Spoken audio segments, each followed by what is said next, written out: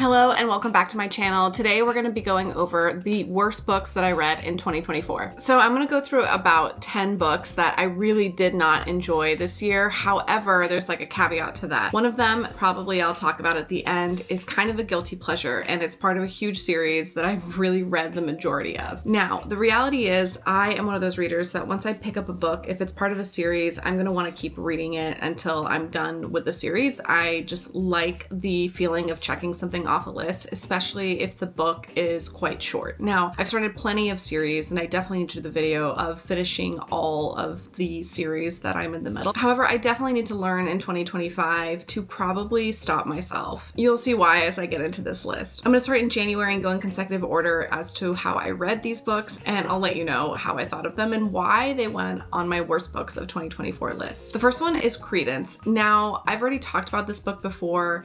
It is not for me. It's a type of contemporary dark romance that is very taboo. It's about a girl who's actually under the age of 18. Her parents die. She's been neglected by her parents her whole life in a variety of ways because they were, quote, so obsessed with each other that they completely ignored their only child. They were incredibly wealthy people who just simply didn't have the time or the energy or the mental capacity to take care or give any kind of attention to their daughter. And so this young girl who is starved for attention ends up getting shipped over to her estranged uncle's house. In the house, there's also his sons who live there, and she essentially strikes up a romance with all three of them kind of at the same time. There's a lot of explicit scenes, and I don't recommend it for the lighthearted reader or the young reader. Now, for me, this just wasn't the type of book that I wanted to read. The reason I read it was because I wanted to do a book video of like reading TikTok's most viral books, and this was the one that I grabbed, and I kind of went into it a little bit blindly. And I don't necessarily regret reading it. I simply know that that genre is not for me. I don't necessarily even like the way that the book was written. I don't get any kind of excitement from the taboo nature of the relationships that were formed. Next up is a book that I read because it was available on Kindle Unlimited and I was on a flight and I wanted a quick read, and that's The Housemaid by Frida McFadden. And this is an incredibly popular book. It's also quite viral on social media platforms, and I love a good murder mystery, and this one was just, again, I'm gonna repeat myself, was not for me. And the reason for that is probably the way it was written. I predicted the ending quite quickly. Sometimes that's fine and that doesn't necessarily bother me, but this was absolutely not the one for me. And then I proceeded to read The Housemaid's Secret because I have an inability to stop myself from reading books in a series, and I still haven't read the third one, so hopefully I don't get there. But the reality is that one, I actually liked it a modicum more because I didn't really know where it was going, but that was because it was written so poorly. And I just don't think the author is for me. I don't think that style of whodunits or murder mysteries are for me. I've preferred the young adult ones that I've read, but I simply haven't picked up that many to really make that kind of statement, to be fair. In case you were wondering, The Housemaid is about a young woman who is in a financially destitute situation. She's living in her car, but she ends up getting hired by this very wealthy family as their housemaid and nanny. She's taking care of this child. Right when she starts working, she realizes that the situation isn't as it seems. The mother is much more intense, is making crazy messes. The daughter is acting out. It's a very difficult situation, but she's also attracted to the husband. It's a very complicated situation, and the twist is,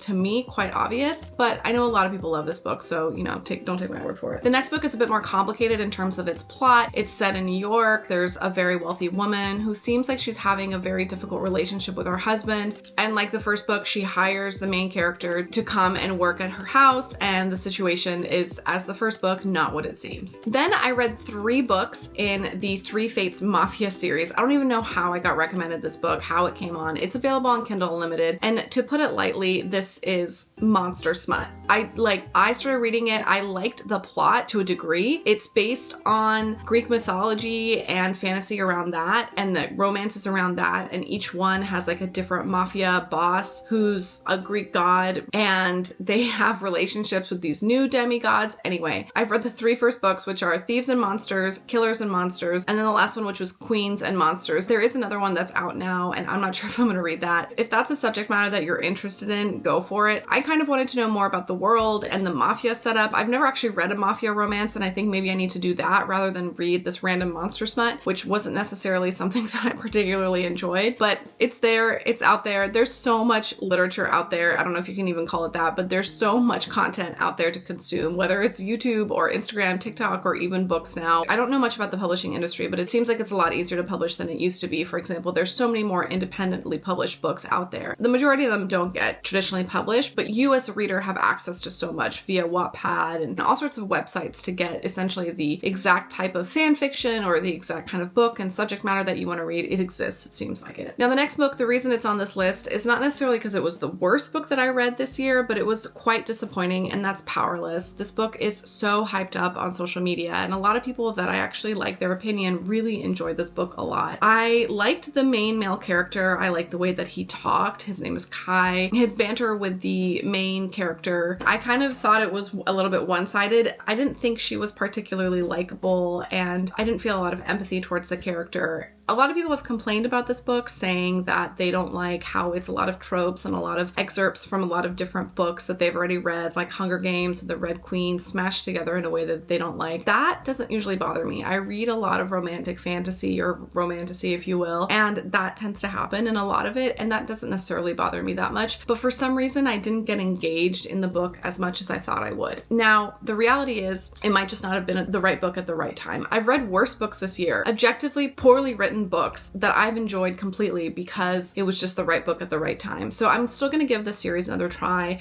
I have the novella and the sequel to read, and I know there's the third one next year that's coming out. And with my pattern of not being able to stop myself from reading a series, I'm probably going to read that one as well. Now, I have a reading goal this year of reading 100 books, and I didn't even read any books in March. So I've been behind for the majority of the year. And the reality is I've tried to read a few novellas here and there, which is probably how I got pulled into a few of these, trying to read quickly to try to hit my reading goal. Now, we can talk about that in a separate conversation, but the reality is I started reading this novella called Fall into Magic around October, Halloween time, trying to get into the seasonal mood, and I didn't like it at all. It is so bad. It has like 5 reviews on Goodreads. I'm not sure, but it is absolutely not for me. It is part of a series, a seasonal series. Like, it goes through the different seasons of the year, and maybe I'll pick it up if I'm on the plane and just wanting to read something to pass the time. It's about a woman who's an interior designer. She ends up coming out of a relationship. There's a psychic that lives in her building who has an impact on her life. She works for a wealthy client who she has an attraction with, but his assistant gets in the way. It's all complicated. I'm not even sure if it's something that anyone here is going to enjoy. So definitely stay away from that. Now, the last book is my guilty pleasure, and that is the entire Fae Guardians series. And at this point, I've read 9 of these books, and there's still supposed to be 3 more that are coming out, which is the last 3 about the last 3 guardians that are in this world. And then there's even a spin-off series, and I have purchased the first book, which I'm excited to read. And that one is about the daughter of like the first couple in the books.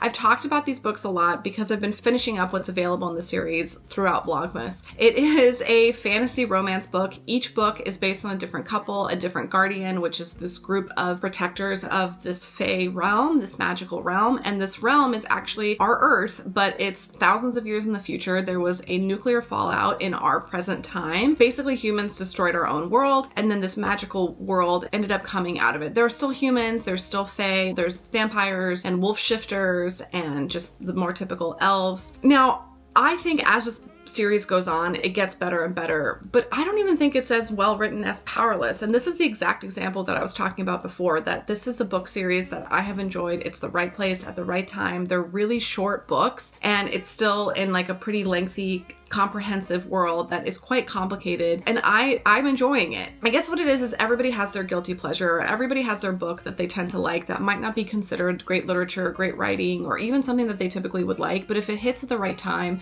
and if it's structured the way that they want, then it's still going to be great. And that's what Fae Guardians is. So I wanted to end this video on a more positive note, even though I hesitate to recommend even my fellow romantasy readers these books because they're not great. But they're a lot of fun, and I like the world. Regardless, I'm having a good time, and I'm obviously going to keep reading this series and probably the spin-off series as well. I don't necessarily know if I'm going to go and read the other series that are completely independent of this by the same author, but we'll see what happens at the end of next year. Anyway, thank you so much for watching. I hope you enjoyed this video, and I will see you next time. Bye-bye.